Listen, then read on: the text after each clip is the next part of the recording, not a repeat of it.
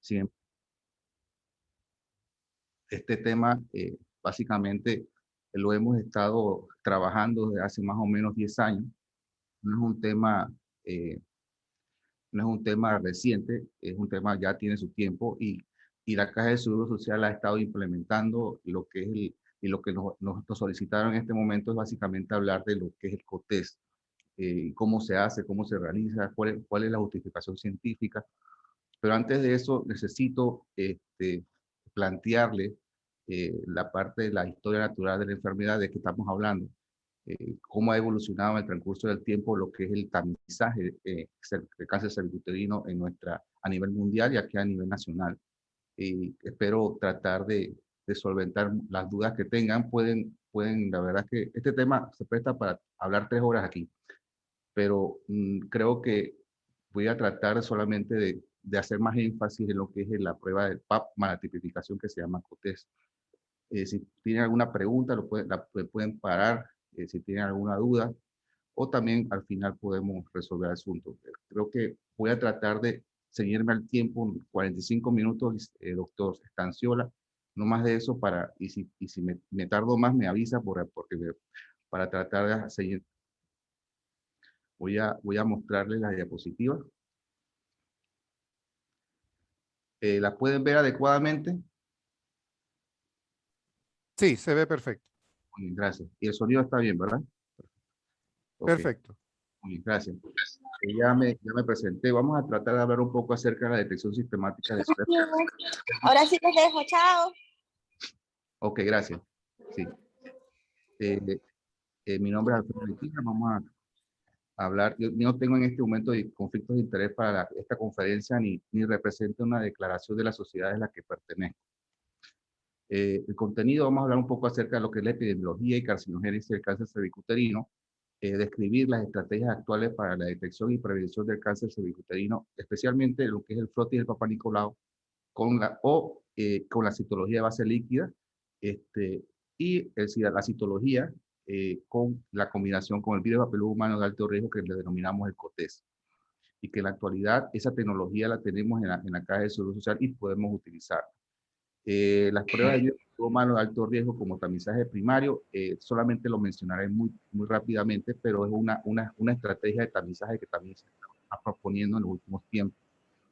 Y básicamente verificar o hablarle acerca de si lo que estamos tratando vale la pena o las experiencias locales en nuestra unidad con respecto al uso de COTES en los últimos tiempos. La incidencia de cáncer cervicuterino a nivel mundial es un problema de salud pública, lo sabemos.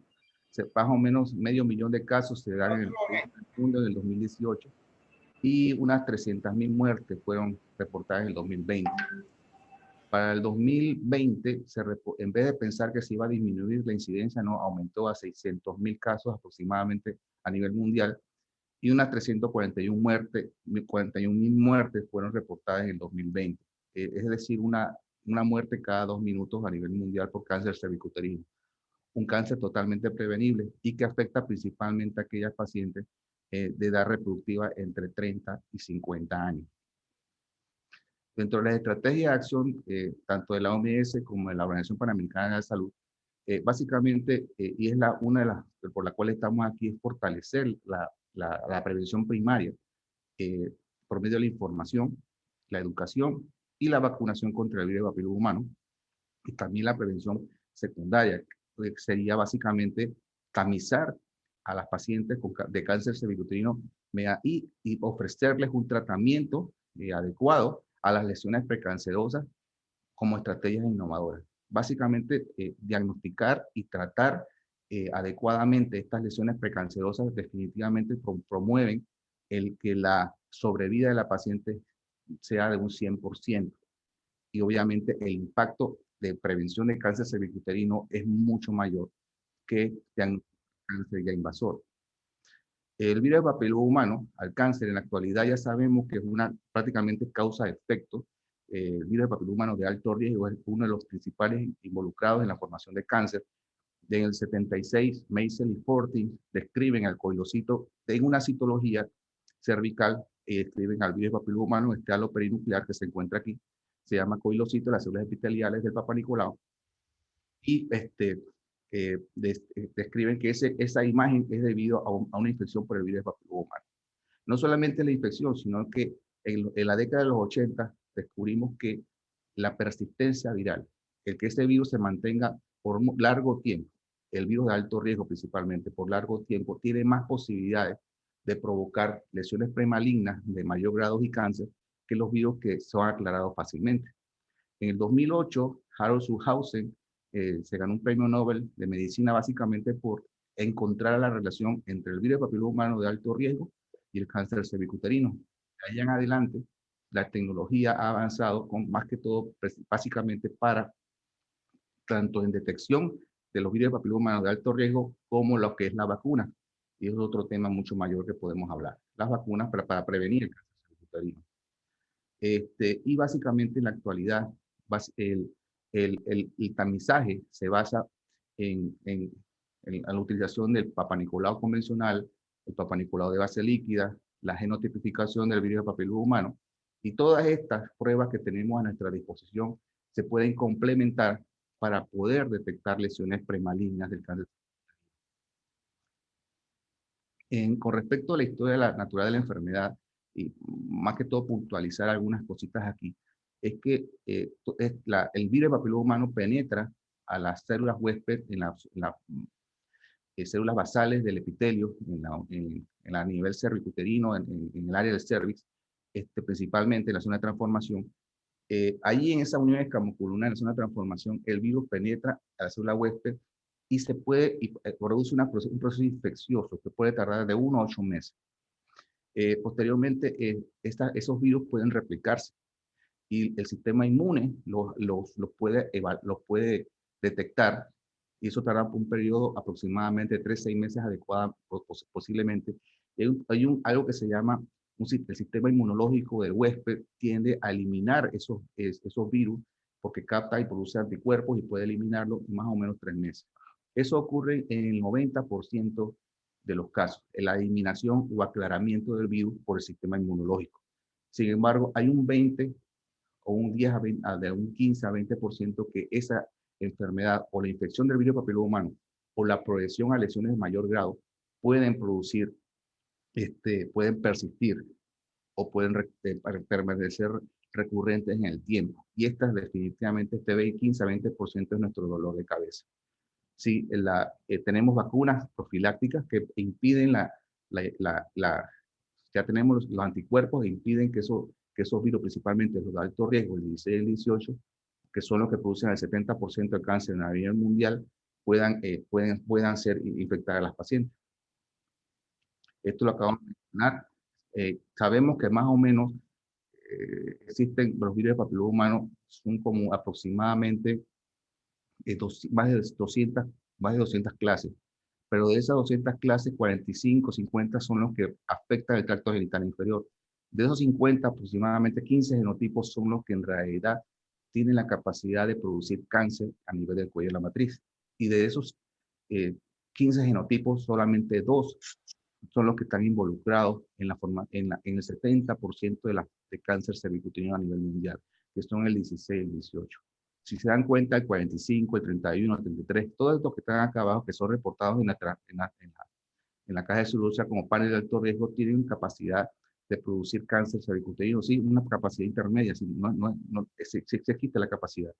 Pero estos que están acá abajo son niños de pecho en comparación con estos que están acá arriba. El 16 y el 18, principalmente el 16 que es más prevalente, si se mantiene mucho tiempo, persiste en el tiempo, puede producir lesiones displásicas y tiene mayor capacidad de evolucionar los cánceres, tanto el 16 como el 18. Por eso es que en la actualidad, cuando estos dos salen positivos, nosotros no pensamos mucho. Tienen un 20, un 25, 30% de tener.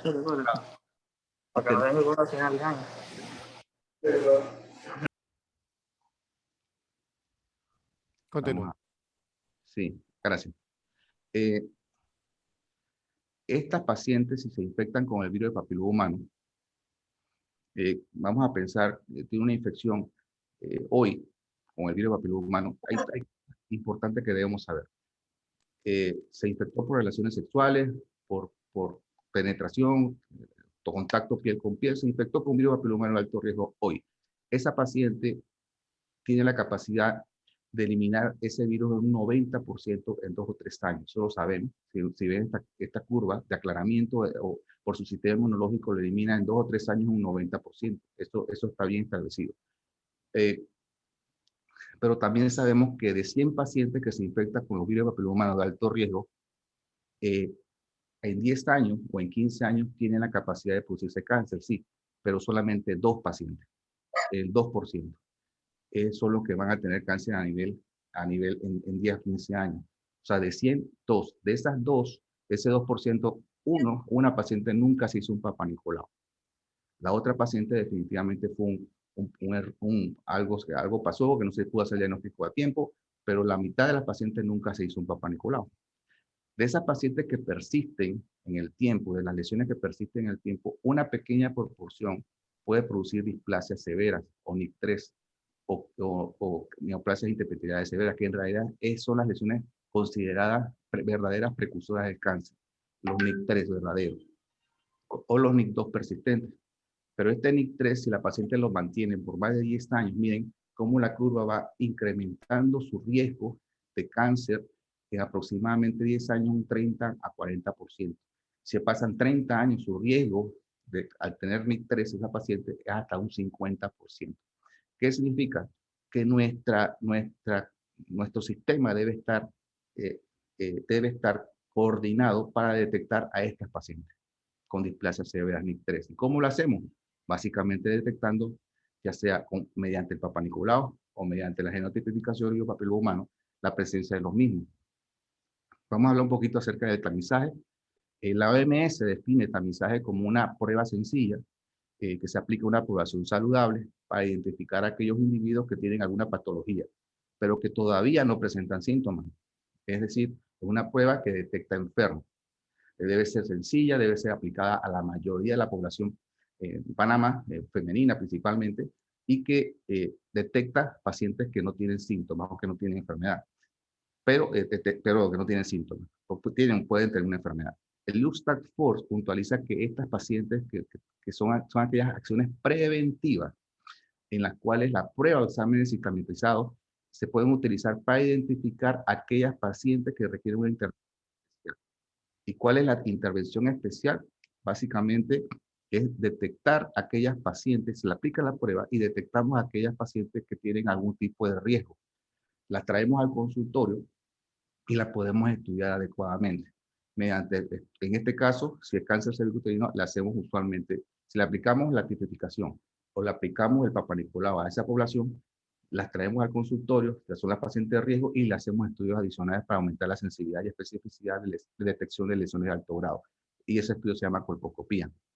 ¿Qué pasa? El Papá Nicolau tiene una capacidad de detección, usa una sensibilidad de un 60-70% en la mayoría del estudio, y la tipificación lo que hace es aumentar esa sensibilidad. En vez de detectar esas 3 pacientes, vamos a detectar el doble o el triple pacientes de riesgo. El objetivo principal del cáncer cervicuterino, el tamizaje, es básicamente prevenir la mortalidad del cáncer cervicuterino. Esta prevención es funcional a través de la identificación y destrucción de los verdaderos precursores de cáncer. Eso ya lo mencioné. Y el objetivo principalmente no es solamente encontrar qué tiene el virus, sino también encontrar que si tiene un virus papiloma humano de alto riesgo persistente, que ya lo mencioné, que persista en el tiempo, que dure más de 2 o 3 años ahí, esa paciente tiene un riesgo relativo con respecto a las lesiones de alto grado. Que tenga un NIC3, una displasia severa persistente, una displasia severa sin margen de error, y que tenga un NIC2 persistente o un NIC2, NIC3, que no sean mujeres adolescentes. Entonces, en la actualidad, si se dan cuenta, las lesiones de bajo grado, la de virus de papiloma humano, los NIC1, no son considerados verdaderos precursores de cáncer cervicuterino. ¿Por qué? Porque sabemos que esas pacientes tienen la capacidad inmunológica de eliminar ese virus o aclararlo o curarse en un 90% en los próximos 3 años. Y eso definitivamente es un punto importante. ¿Cuál es nuestro dolor de cabeza? Aquellas pacientes que tienen ese virus después de 3 años y que persisten en un 20 o 30, un 20% aproximadamente. Ya lo mencioné, nuestro verdadero gol es detectar estas pacientes con verdadero riesgo de cáncer cervicuterino, que son estas, NIC2, NIC3, principalmente los NIC3 verdaderos o los NIC2 persistentes. Y la detección de este riesgo es crucial, porque posibilita que si tratamos adecuadamente a estas pacientes de estos niveles, no tenemos cáncer invasor. Y prácticamente la sobrevida en estos niveles, si las tratamos, es un 100%. Esto justifica entonces la utilización de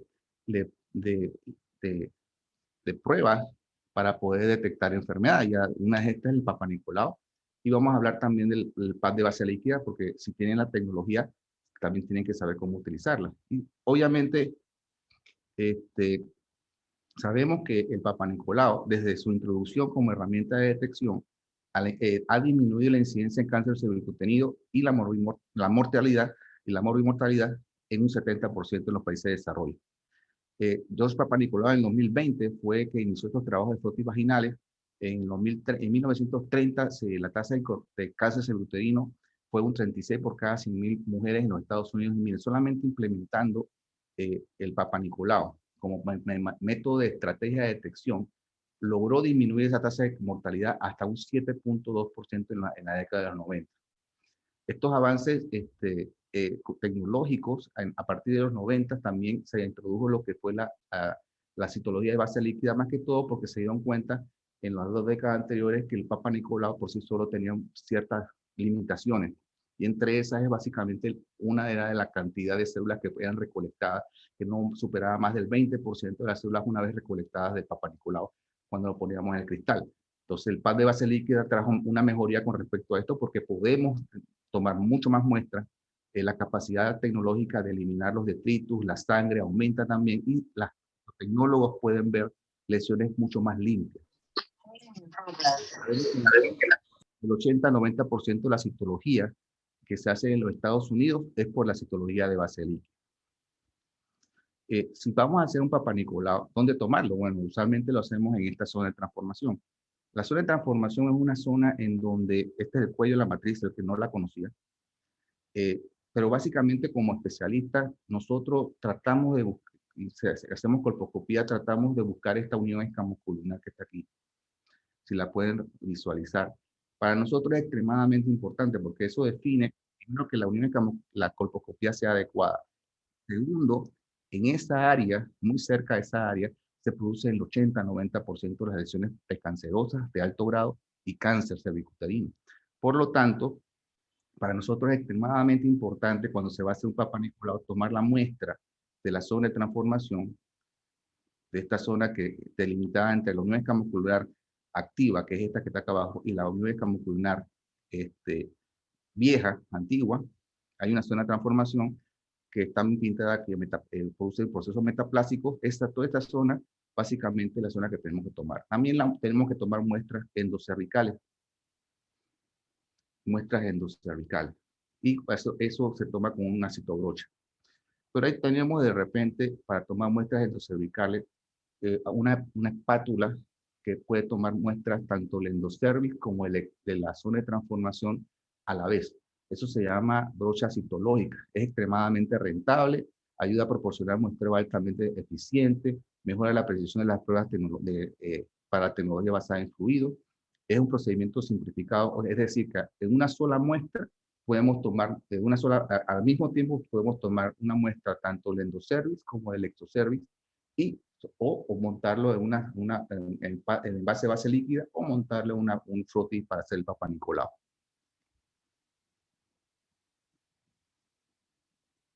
El frotis de Papa Nicolau y la citología de base líquida, vamos a compararlas un poquito. Aparentemente hay ventajas teóricas del PAD de base líquida y estas son que provoca una mejor recolección y preparación de las células, filtra la sangre y los detritus y menos recolección de resultados insatisfactorios al momento de que nos manden los resultados. Los citotecnólogos pueden detectar con mayor facilidad y más rápidamente lesiones de bajo grado o algún tipo de infección.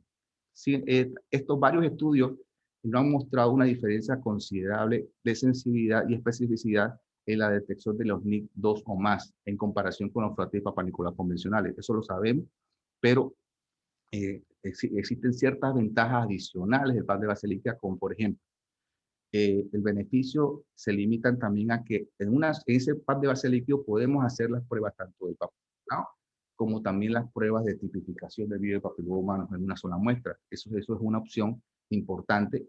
También podemos detectar enfermedades de transmisión sexual si tenemos la tecnología como gonorrea e infecciones por clamidia. Y esta detección es básicamente por pruebas de PCR, pruebas igual que las que están utilizando las pruebas de detección del COVID. Es más o menos es la misma prueba para detectar, en vez del RNA de COVID, es el DNA del virus de papiloma humano.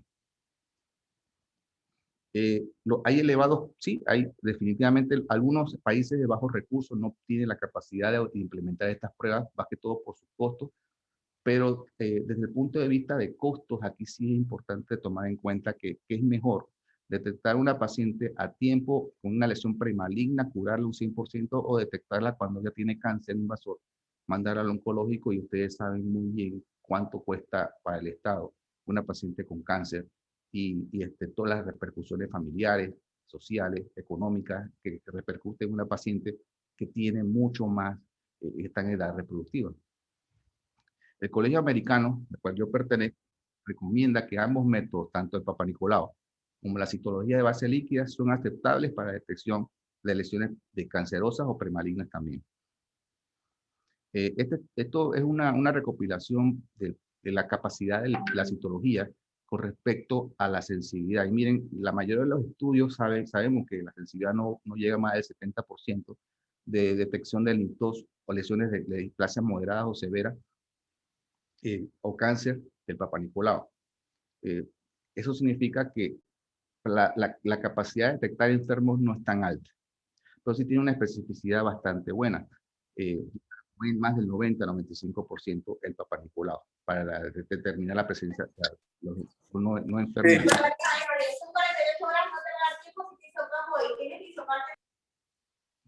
Sí, entonces vamos a pasar esta. Vamos a hablar un poquito ahora de por lo cual nos trajeron acá a esta charla. Y básicamente es acerca de la citología, la combinación, tanto el Papá Nicolau, ya sea convencional o de base líquida, o la tipificación del virus papiloma humano. Esa prueba se llama COTEST. Con respecto a la eficacia de la detección del DNA del virus papiloma humano frente al Papá Nicolau, un estudio en los Estados Unidos, en Washington, de 4.000 mujeres aproximadamente, trató de determinar la sensibilidad y especificidad del diagnóstico de NIC3 para pacientes que las cuales se le hacía un Papá Nicolau o una tipificación. Los resultados fueron los siguientes. La prueba del virus papiloma humano de alto riesgo, allá que se utilizó fue la ID-Capture2, que básicamente determinaba la presencia del virus papiloma humano de alto riesgo de los 15 tipos diferentes, pero no decía cuál. Ellos observaron que el Papá Nicolau tenía una sensibilidad de un 52% para detectar lesiones NIC3. Y el virus papiloma humano tenía una sensibilidad de un 90%. Esto es importante. Sin embargo, el Papá Nicolau sí mostró una especificidad mayor de un 89% y la tipificación mostró una especificidad menor con respecto a la detección de NIC3, un 72%. Pero el valor predictivo de ambas pruebas son bastante buenas. ¿Qué significa esto? Que si la prueba de virus papiloma humano salió negativa, y nosotros podemos estar bastante seguros o tranquilos con respecto a que esa paciente en realidad no tiene una lesión de alto grado. Eso es básicamente el valor de importancia con respecto a esta prueba, con respecto a que podemos estratificar el riesgo a futuro si va a evolucionar o no una lesión de alto grado o no. Por eso que en vez de hacer, podemos espaciar los estudios, en vez de hacerlo cada año, lo podemos hacer cada 3 años o cada 5 años. Más que todo porque si aplicamos estas pruebas, la seguridad que tenemos del valor predictivo negativo es bastante alta. Lo otro es que combinaron las pruebas, si se dan cuenta, porque la sensibilidad del Papá Nicolau no es muy alta, pero la especificidad es alta, el virus papiloma humano, pero y se trataron de combinar. Una es menos sensible, la otra es más específica. Y por lo tanto, si combinas ambas, podemos tener una mayor posibilidad de detección de NIC3. Por eso que en los Estados Unidos, a partir de esa fecha, más o menos, imagínense, el 2002, ya se estaba considerando la posibilidad de combinar ambas pruebas. Esta otra prueba en donde ya Kaiser Permanente hizo un estudio con 20.000 mujeres, que fueron seguidas hasta 122 meses y más que todo casi 45 meses, 3 años y medio, la incidencia de NIC3 si fue 4.4% si el virus papiloma humano era positivo y el PAP era mayor de ASCUS o PAP de mayor de ASCUS. Entonces la eficacia del PAP del virus papiloma humano de alto riesgo para predecir NIC3 en por lo menos 45 meses fue la siguiente. Si se dieron cuenta, la sensibilidad para predecir NIC3 o más con el PAP más la tipificación fue un 86%, solamente el Papa Nicolau un 49% y la tipificación sola fue un 75%. La capacidad de detección, si combinamos las pruebas de PAP, si se dan cuenta la sensibilidad no es tan alta de los Papa Nicolau, y la combinamos con la tipificación del virus papiloma humano, podemos aumentar la sensibilidad de detección de NIC2 o más hasta un 35%. Esta es otra de las ventajas que nos proporcionan estas pruebas para la detección de verdaderos precursores de cáncer. Y cosa que el Papa Nicolau solamente con hacer el Papa Nicolau no nos lo proporciona.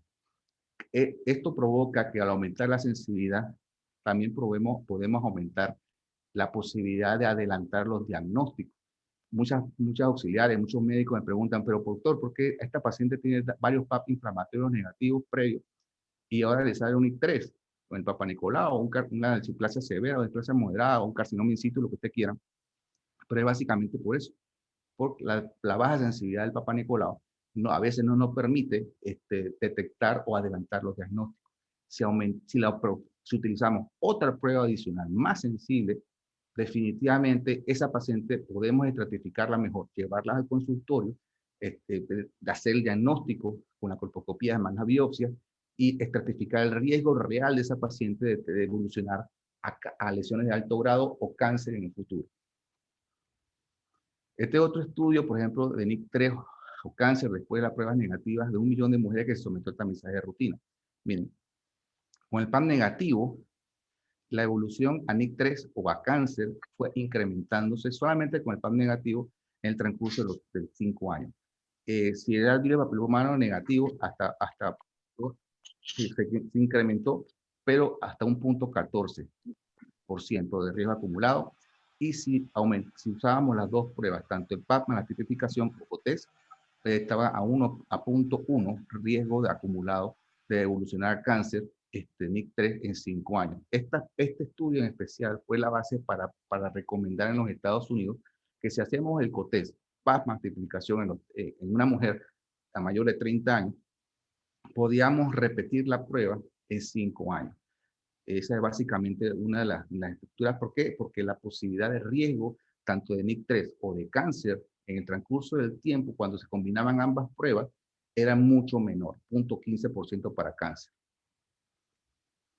Otro estudio de Kaiser Permanente también, en donde evaluaron no solamente ahora el virus papiloma humano, sino específicamente en las genotipificaciones, tanto para el 16, para el 18, el pool de alto riesgo que contamos en la caja de seguro social, o el PAP negativo, el virus papiloma humano negativo, lo hicieron en 10 años.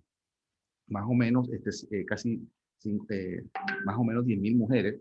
Entonces, la siguieron en el tiempo y se dieron cuenta que el riesgo, si la paciente tenía 16 positivos, el riesgo a 10 años de poder evolucionar a displasia de alto grado, 3 o más, era de un 17% posibilidades. Entonces, de ahí, de estas dos, tanto el 16 como el 18, tenían riesgos importantes de evolucionar a lesiones de alto grado, 3 o más. Por lo tanto, se decidió, bueno, a esas pacientes con 16, 18 positivos, vamos a hacerle colposcopía de entrada, sin pensar mucho. Se dieron cuenta que también cuando salía el pool de alto riesgo, cualquiera de estos genotipos previos que no eran 16, 18, era un 3% en 10 años de riesgo. A estas pacientes, usualmente allá en los Estados Unidos lo que le hacen es un Papa Nicolau y si sale negativo lo observan. Pero aquí en Panamá no, aquí tanto el 16 o el 18 o el pool de alto riesgo, usualmente le tenemos que hacer la colposcopía. Pero miren, cuando salía negativa la prueba de virus papiloma humano, la genotipificación, la que hacemos aquí en la caja de seguro social, el riesgo de esa paciente de tener NIC3 o más era 0.8% en 10 años. Es extremadamente bajo. O sea que el valor predictivo negativo de esa prueba es muy buena y por lo tanto su riesgo a futuro es bajo con respecto a evolucionar a NIT 3 o más. Lo mismo sucedió con el estudio Athena, se observó prácticamente los mismos estudios. Y aquí muestro más que todo cómo hacemos la prueba de Papa Nicolau. Te expliqué cómo se toma la muestra con la citorroya, más que todo en la zona de transformación. Tomamos una muestra endocervical y una muestra exocervical. Si tenemos el churpa, que es el envase que tenemos acá para tomar la muestra, lo colocamos, ya vienen nuevos. Ahora es más fácil tratar de dejarle la citorroya, la parte blanca, dejarla dentro del envase. Es mucho más fácil ahora. Y se queda dentro.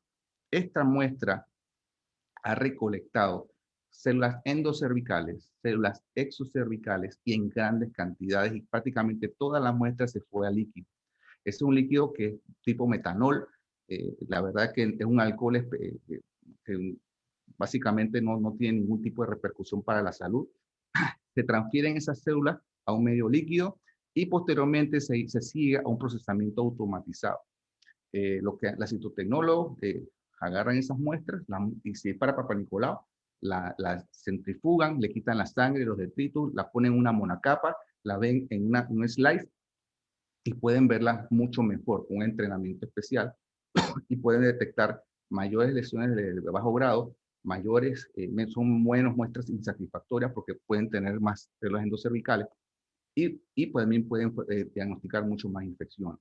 Si de esa misma muestra también se puede tomar una alícuota para poder hacer la tipificación o la genotipificación del virus de papiloma humano en el sistema automatizado. Y básicamente, cuando nos dan los informes, nos dan el informe del Papa Nicolau y nos dan el informe de la genotipificación y podemos tomar una decisión de acuerdo a los resultados de esos dos informes. El Papa Nicolau y la tipificación OCOTES fue aprobado en el 2003 por la FDA como prueba del virus papiloma humano alto COTES para la detección de cáncer cervical, específicamente en pacientes de 30 años o más. Eso es un tema importante.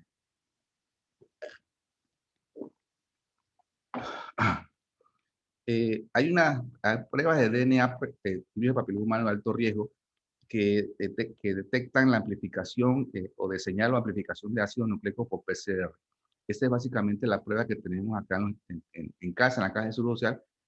El IBI-Capture 2 es una prueba aprobada por el FDA para detección del virus papiloma de alto riesgo. El Cervista también solamente me dice el 18 o el virus papiloma de alto riesgo también, que se llama LOGIC.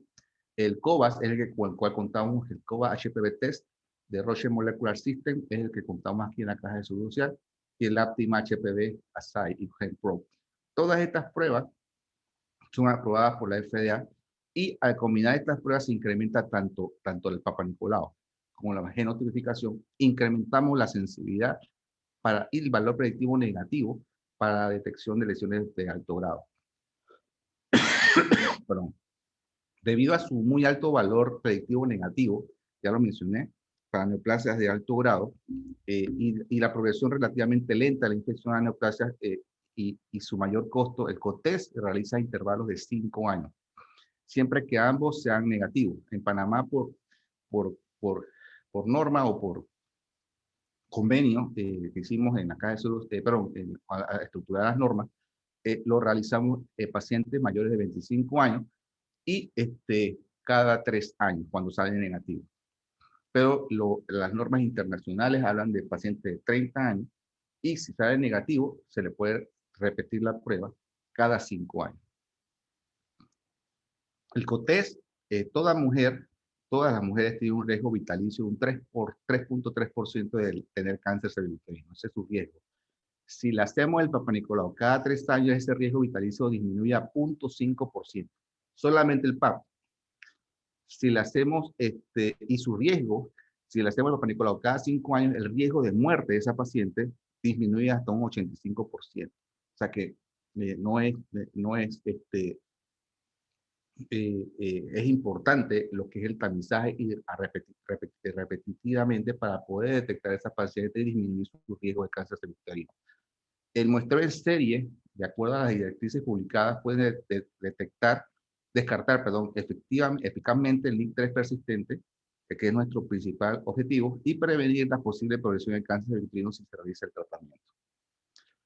Por ejemplo, a nivel internacional, en los Estados Unidos, se utiliza, se inicia la tipificación, se inicia el Papa Nicolau, la detección a partir de los 21 años, como muestreo en serie. Después de los 21 años, entre 21 y 65 años, se le hace el Papa Nicolau cada 3 años. Entre 21 y 29 años, cada 3 años el Papa Nicolau. Pero si tienen la tipificación y tienen el Papa Nicolau, que se llama COTES, a partir de los 30 años se le puede hacer un PAP, un COTES, cada 5 años si este sale negativo. Y allá recomiendan de concluir la detección a partir de los 65 años. Y si la paciente se le hizo una histerectomía por causas benignas y se le quitó el cuello, la sacan del cribado. ¿Cuál es la importancia de tomar las pruebas? No solamente tomarlas, sino que también interpretarlas. ¿Qué pasa? ¿Por qué? Porque si la Papa Nicolau y la identificación sale negativa es fácil. En realidad es fácil. Señora, venga en 3 años, venga en 5 años, usted está cribada, su riesgo es extremadamente bajo, y si no tiene antecedentes importantes, definitivamente podemos estratificarla y cada uno va a decidir si la ve en 3 años, si la ve en 2 años o cada 5 años, pero sabemos que el riesgo de esa paciente no es tan alto. El asunto se nos complica cuando algo sale positivo, ya sea el PAP con un ASCUS o con el virus papiloma humano de alto riesgo positivo o negativo. Entonces se va incrementando de acuerdo al PAP. Por ejemplo, un ASCUS tiene un riesgo moderado si sale positivo con el virus papiloma humano. Si es una lesión de alto, un ASCUS H, por ejemplo, que es unas células atípicas de significado incierto que no puedes determinar si es de alto grado, le significa ASCUS H, o una lesión de alto grado, lesión interepitelial de alto grado, esos PAP son considerados para nosotros pacientes de alto riesgo. Allí no pensamos mucho si tiene tipificación o no. Uno de los dos, el manejo es básicamente hacer una colposcopía. Lo mismo que el ASCUS y el adenocarcinoma in situ. Si tenemos una tipificación al contrario, con un virus papiloma humano 16 o 18 positivo y el panel de alto riesgo negativo, si salen esos dos, usualmente le hacemos la colposcopía directamente. Si sale el panel de alto riesgo positivo, en Panamá, usualmente la tratamos de hacer la colposcopía de esa paciente para determinar su riesgo, aunque salga el Papa Nicolau negativo. Y así nos vamos trabajando en base a esto. Y voy a mencionar un poco de lo que son las normas publicadas en el 2017. Y miren, ya se lo mencioné, nuestras normas hablan que el inicio del la toma del Papa Nicolau es a partir de los 21 años. El método o intervalos de detección entre 21 y 65 años es de cada 2 años el Papa Nicolau. Si tenemos la genotipificación, le podemos iniciar el cribado a partir de los 25 años hasta los 65 años, un COTES. PAP más tipificación. Y si salen ambos negativos, hacerlo cada 3 años. Y obviamente concluir la detección, otra recomendación fue a partir de antes de los 70 años. Y ya más que todo para tratar de ir cerrando, yo trabajo aquí en esta policlínica en San Miguelito, llevo más o menos 17 años allá y 10 años utilizando las pruebas y más o menos 10 años haciendo el COTES y la verdad es que hacemos colposcopías también y definitivamente la experiencia que hemos obtenido con respecto a estas pruebas y utilizarlas en un área de alta densidad de población, de más o menos 60, 80 mil mujeres son nuestra responsabilidad, porque la alta densidad es importante en esa área, y los que conocen saben de lo que estoy hablando, nos han dado ciertas conclusiones con respecto a estas pruebas. Por ejemplo, esta información me la suministró el Laboratorio de Notificación Molecular de la Policlínica JJ Vallarino, que es donde probablemente cuando ustedes tomen las muestras, allí es donde van a ir. Esto fue una recopilación de pruebas desde el 2014 al 2018. Las últimas 2 años han permanecido más o menos en la misma proporción. Y miren, 70.000 pruebas, no ni 200 ni 400, no, 70.000 pruebas. De esas 70.000 pruebas que se le hicieron a panameñas y panameños, y una que otra colombiana o venezolana por ahí. 70.000 pruebas, tanto de Santiago, de todo el área, del área provincia central y el área metro principalmente. 16 salieron positivas, 2.000. 18 positivas, 1.000. Y el virus de papiloma humano de alto riesgo, 10.000. La proporción de pruebas positivas fue 16 un 2.2%, 18 1.6% y el panel de alto riesgo 14%. Menos, más. Es decir, que la prevalencia en la población mayor de 30 años, mayores de 25 años que se la prueba de alto riesgo es de 18%. ¿Qué significa esto? Que de cada 10 mujeres, de cada 100 mujeres que usted le van a hacer la prueba de tipificación, 18 van a salir positivas. Y obviamente eso incrementa la posibilidad de hacer más colposcopías también. ¿Qué significa eso también? Que el 82% van a salir negativas. De estas, aproximadamente 3.000 pacientes, aproximadamente son las pacientes de mucho mayor riesgo, con un riesgo de un 25, un 30% de que nosotros le vayamos a encontrar una displasia moderada o severa o cáncer a la 16, 18, más o menos 3.000. ¿Qué significa? Que a esas pacientes debimos haberle hecho la colposcopía en ese periodo de tiempo. Por ejemplo, en mi policlínica yo hice un estudio, no fue publicado, pero sí lo pusimos en un congreso nacional con respecto a la prevalencia de virus, principalmente lesiones de alto grado o bajo grado después de una colposcopía. Esto fue yo lo conseguí en el 2005. Por ejemplo, yo encontré que para el 2014 el 18% ya lo mencioné de prevalencia de virus papiloma de alto riesgo. Eso a nivel mundial se considera igual. 70% encontré lesiones de bajo grado, NIC 1, un 22% NIC 2, NIC 3, 40 pacientes y en un periodo antes de los 2000, recuerdo las fechas, pero a ver si lo pongo aquí. A ver, sí. Y un 7% de cáncer invasor, 12 pacientes en un periodo antes de que hiciéramos la tipificación. Pero la prevalencia, si se dan cuenta, lo que vamos a encontrar en una población, en mi población fue esta. Más NIC 1, menos NIC 2, NIC 3 y mucho menos cáncer invasor. Y es más o menos lo que 3 minutos.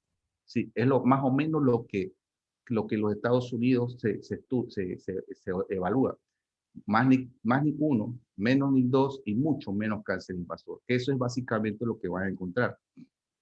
Aquí está el estudio que desde el 2013, fue más o menos del febrero a diciembre de 2013, recopilé 340 pacientes con COTES, en mayores de 30 años en ese momento. De esas pacientes, más o menos la misma proporción, menos 16, en ese momento no detecté 18 y 57 con el pool de alto riesgo, un 16%. Pero a todas estas pacientes le hicimos la colposcopía. Pero sí detectamos pacientes con virus papiloma humano de alto riesgo.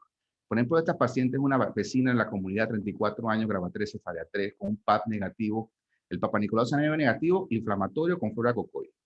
Y le hicimos la genotipificación y salió detectada. ¿Cuál es la conducta diagnóstica a salir? Genotipificación en 12 meses, PAP en 6 meses o una colposcopía. ¿Qué hay que hacerlo?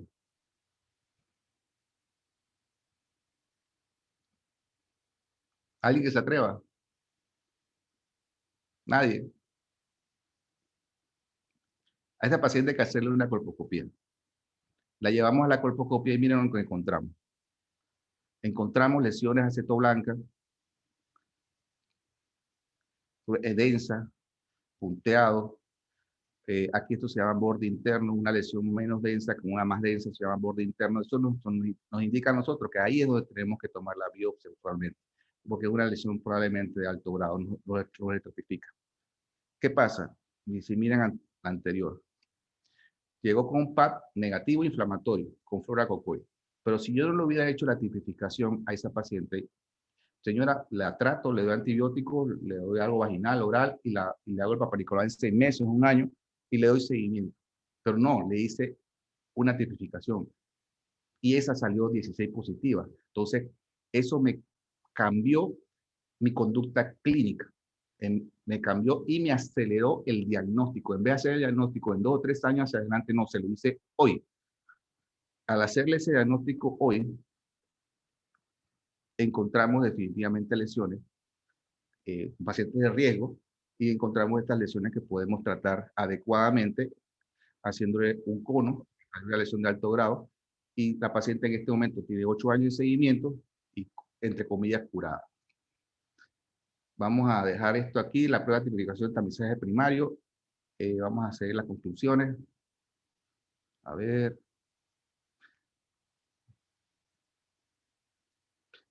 Los resultados de la prueba del DNA por virus papiloma humano por PCR son más precisos y confiables que los frotis de Papa Nicolau. Las pruebas de virus papiloma humano por PCR están comenzando a reemplazar las pruebas de Papa Nicolau para detección primaria del cuello uterino. El valor predictivo negativo de la prueba es muy alta y por lo tanto podemos espaciarlo estos estudios. Y los resultados de la prueba de virus papiloma humano para las muestras recolectadas de las propias mujeres son tan precisos como las pruebas colectadas por los médicos de una charla que dimos. Muchas gracias. ¿Alguna pregunta, duda? Creo que, no sé si doctor Estanciola. Si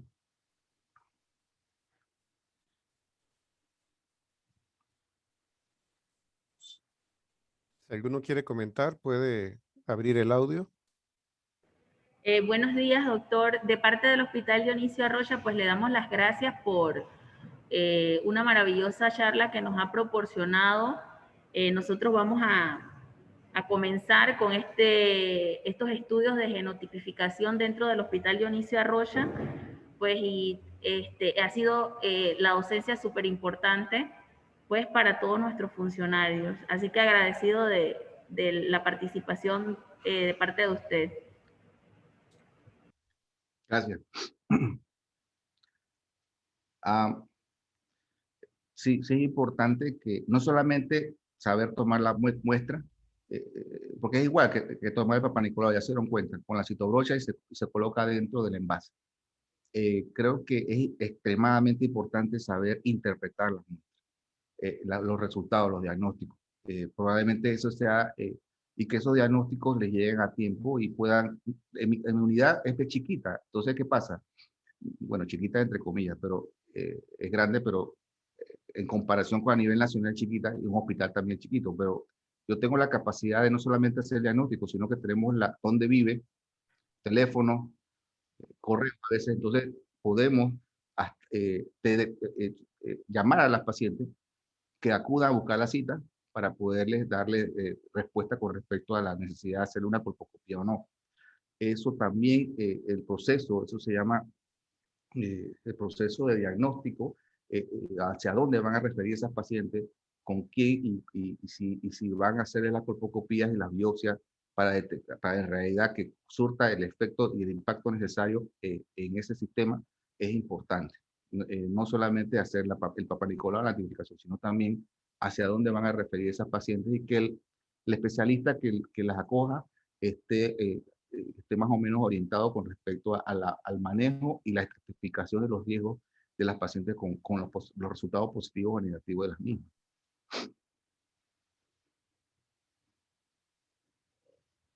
¿Alguna pregunta, duda? Algo que no me haya quedado claro. Este tema no es muy fácil en el sentido de que la tecnología ha avanzado muy rápido en los últimos 5 o 7 años, entonces es fácil quedarse rezagados y más si no la utilizamos. Entonces los invito a que puedan utilizarla, van a tener muchos más resultados y van a ver caras más satisfechas con respecto al diagnóstico de que la curaron y que no evolucionaron o no tengan que referir a una paciente a cáncer o cáncer invasor y en vez de tratarla directamente con displasias moderadas o severas. Si no hay más preguntas, doctor Beitia, muchísimas gracias por su excelente presentación. Doctor Jaén, tiene la palabra. Seguimos, concluimos. Yo creo que hay más temas que tratar en cuanto a lo que es genotipificación, que entonces ya veríamos con el doctor Jaén si se puede organizar alguna otra actividad de seguimiento o incluso que puedan participar en el curso virtual que se está dando. Queda la tarea esa entonces. Bueno, nada, de parte de acá de la coordinación de Chiriquí, darle las gracias al doctor Beitia, que el viernes iba a hablar con él en la reunión, pero se me pasó y no pude hablar con él. Doctor, muchas gracias, aprovechando mucho su conocimiento. Me parece muy docente, pediatra y lo entendí, así que creo que la gente que está acostumbrada a tomar paz lo ha asimilado muy bien. Y bueno, esperar que allá con la colaboración de la doctora Francis y su equipo, para que Chiriquí empiece a genotipificar y sea Puerto nuestra punta de lanza y pueda ayudar entonces ya después a empezar con las otras unidades, ¿no? Muchas gracias, doctor Estanciola, también por su apoyo con esta actividad y bueno, bendiciones a todos. Saludos, que pasen un excelente día a todos. Estaba todo el curso virtual, no dejen de utilizar una herramienta importante y se está hablando de estos temas. Hasta luego.